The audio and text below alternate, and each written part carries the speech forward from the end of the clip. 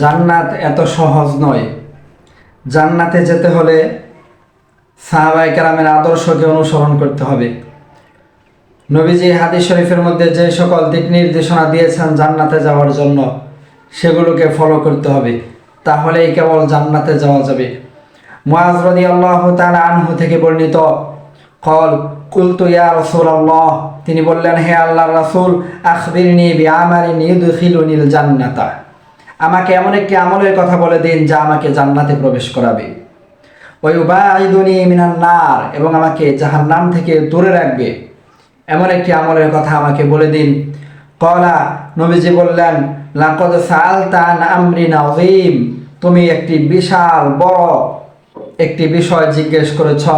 ওয়া ইন্নাহু লায়াসিরুন আলা মান ইয়াসসারাহুল্লাহু তাআলা আলাইহি, তবে আল্লাহ যাকে সহজ করে দেয় তার জন্য বিষয়টি খুবই সহজ। তোমাকে জান্নাতে যাওয়ার জন্য যে কাজগুলো করতে হবে তার মধ্যে অন্যতম একটি কাজ হলো তা'বুদুল্লাহ, তুমি এক আল্লাহর ইবাদত করবে, অন্য কারো ইবাদত করা যাবে না। ওয়ালা তুশরিকু বিহি শাইআ, আল্লাহর সাথে তুমি কাউকে শরীক করতে পারবে না। 2 নাম্বার হলো তুকিমুস সালাতা, সালাত কায়েম করতে হবে, এক ওয়াক্ত করলে হবে না, 5 ওয়াক্ত সালাত কায়েম করতে হবে, তবেই তুমি জান্নাতে যেতে পারবে। যেই কারণগুলো নবীজি এখানে উল্লেখ করেছেন সবগুলো কারণ, সবগুলোর উপর আমল করতে হবে। ওয়াতুতি যাকাতা, 3 নাম্বার হলো তোমাকে যাকাত দিতে হবে। ওয়াতাসুমু রমাদানা, রমাদানে রোজা রাখতে হবে। ওয়াতাহুজ্জুল বাইতা, এবং ইনিস্তাতা ইলাইহি সাবিলা, যদি তোমার বিমান ভাড়া থাকে তাহলে তোমাকে মক্কায় অবস্থিত ওই কাবা ঘরের হজ সম্পাদন করতে হবে। সুম্মা ক্বালা, অতঃপর নবীজি বললেন, আলা আদুল্লুকা আলা আবওয়াবিল খায়রি, আমি কি তোমাকে কিছু কল্যাণের রাস্তা বলে দিব না? আস-সাওমু জান্নাতুন, রোজা এটা জাহান্নাম থেকে মুক্তির জন্য ডাল স্বরূপ। ওয়াস-সাদাকাতু তুতফিউল খাতিআতা কামা ইউতফিউল মাউন নার, আর সদকা, দান, খয়রাত এটা গুনাহকে এমনভাবে মিটিয়ে দেয় যেভাবে পানি আগুনকে মিটিয়ে দেয়।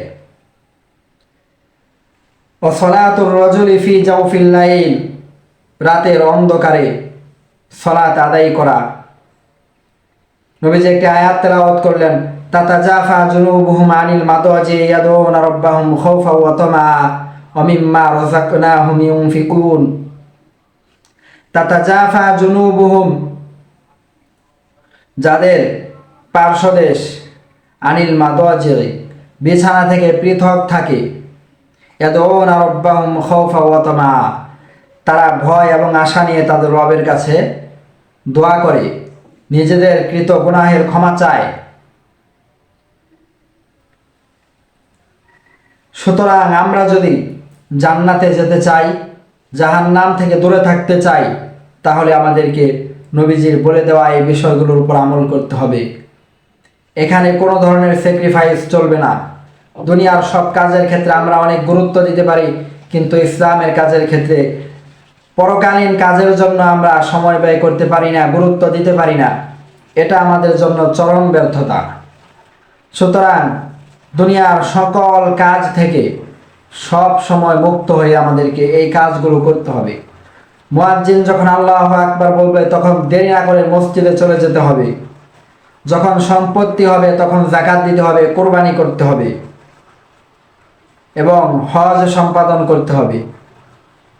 আল্লাহ পাক রব্বুল আলামিন মুসলিম জাতিকে এই বিষয়গুলো, যেগুলো তাদেরকে জাহান্নাম থেকে দূরে রাখবে এবং জান্নাতে প্রবেশ করাবে, এগুলোর উপর আমল করার জন্য তৌফিক দান করুন। আসসালামু আলাইকুম ওয়া রাহমাতুল্লাহি ওয়া বারাকাতুহু।